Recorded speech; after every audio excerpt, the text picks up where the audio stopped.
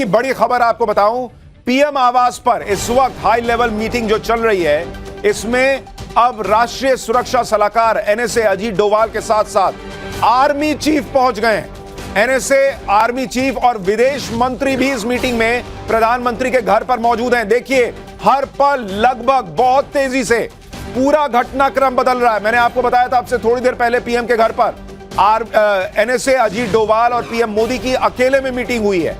उसके बाद आप देखिए वहां आर्मी चीफ और विदेश मंत्री एस जयशंकर भी पहुंच गए हैं। यानी जो मैं आपसे बार बार कह रहा हूं कि क्या पाकिस्तान के लिए आज की रात कयामत की रात हो सकती है। आप इन संकेतों को अगर जोड़ते जाएंगे तो आपके लिए तस्वीर बनेगी। हमारे लिए इस वक्त कुछ फाइनल कहना उचित नहीं होगा, राष्ट्रहित में नहीं होगा। हालांकि एलओसी से इस वक्त एक और बड़ी खबर, राफेल लड़ाकू विमानों ने पीओके की रेकी की है।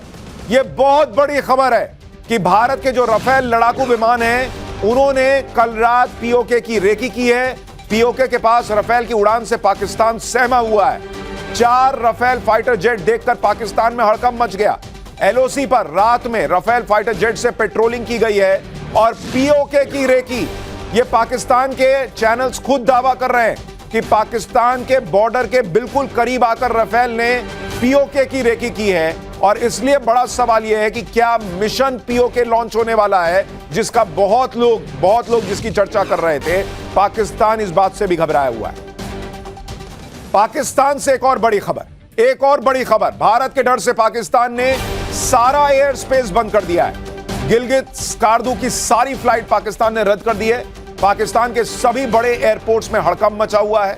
लाहौर एयरपोर्ट पर पाकिस्तान ने हाई अलर्ट जारी कर दिया है। यानी पाकिस्तान को बहुत बड़ा खतरा लग रहा है कि भारत शायद एयर स्ट्राइक कर सकता है और इसलिए उसने पहले अपना जो एयर स्पेस है उसको बंद किया, सारी फ्लाइट रद्द कर दी है। पाकिस्तान भी शायद यह मान के चल रहा है कि आज की रात कुछ हो सकता है। पाकिस्तान में मोदी का भयंकर खौफ चल रहा है। पाकिस्तान में ऊपर से नीचे तक खलबली है।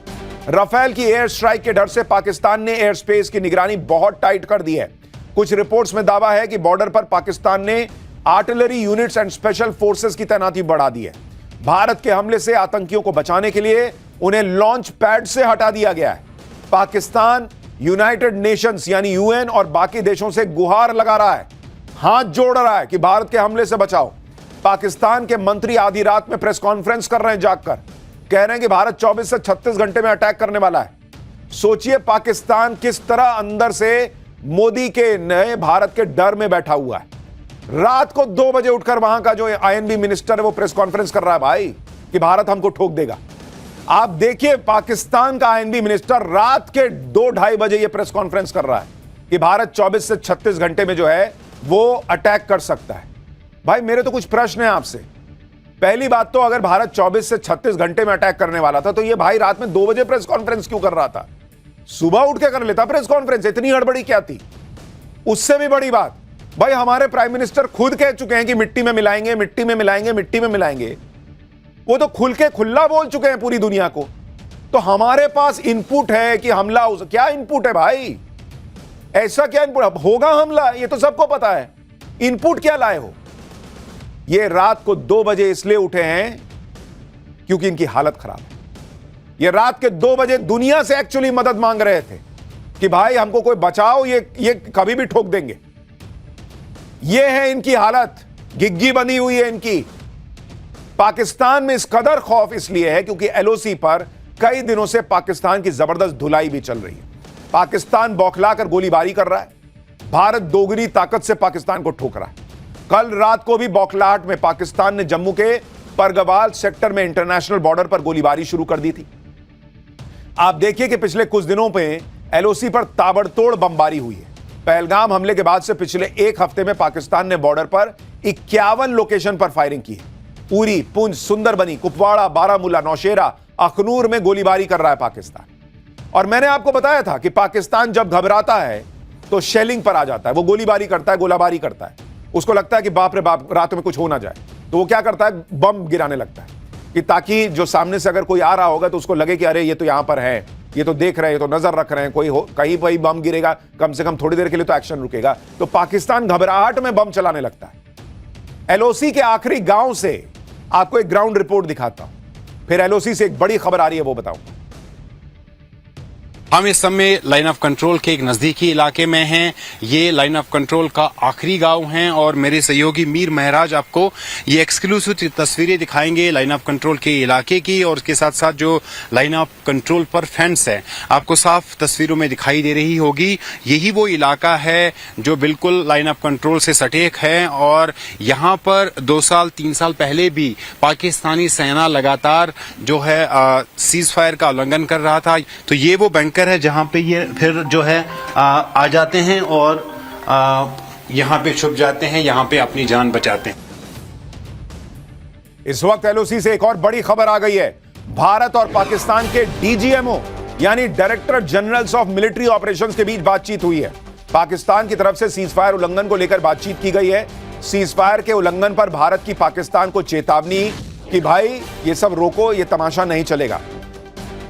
पाकिस्तान पूरी दुनिया के सामने इस वक्त गिड़गिड़ा रहा है कि मोदी के हमले से बचाओ।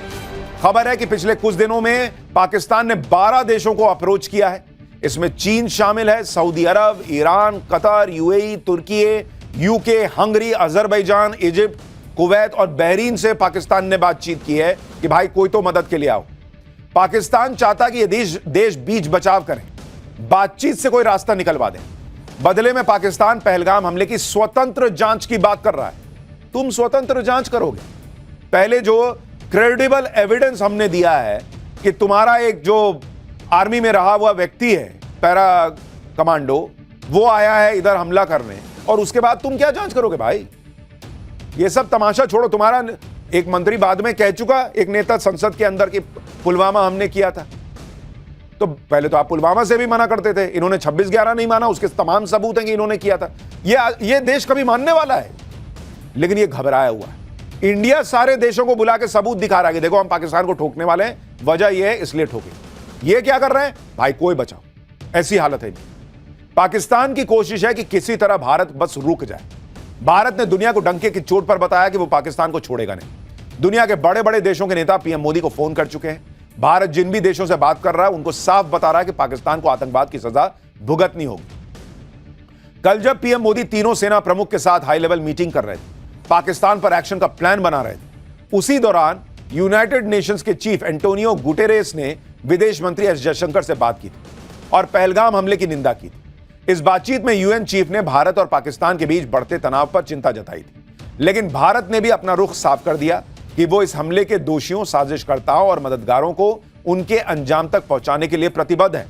इसके अलावा मंगलवार को विदेश मंत्री एस जयशंकर ने यूएन सिक्योरिटी काउंसिल के 7 नॉन परमानेंट मेंबर से बात की और उन देशों को पाकिस्तान की करतूत के बारे में बताया।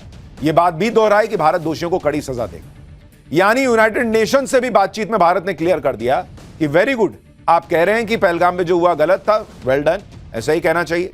आप कह रहे हैं कि जो हुआ आतंक के खिलाफ लड़ाई मजबूत होनी चाहिए, वेल डन, वेरी गुड, ऐसा होना चाहिए, लेकिन जो सजा देनी है वो हम देंगे। भारत किसी प्रेशर में नहीं आ रहा बॉस इस वक्त।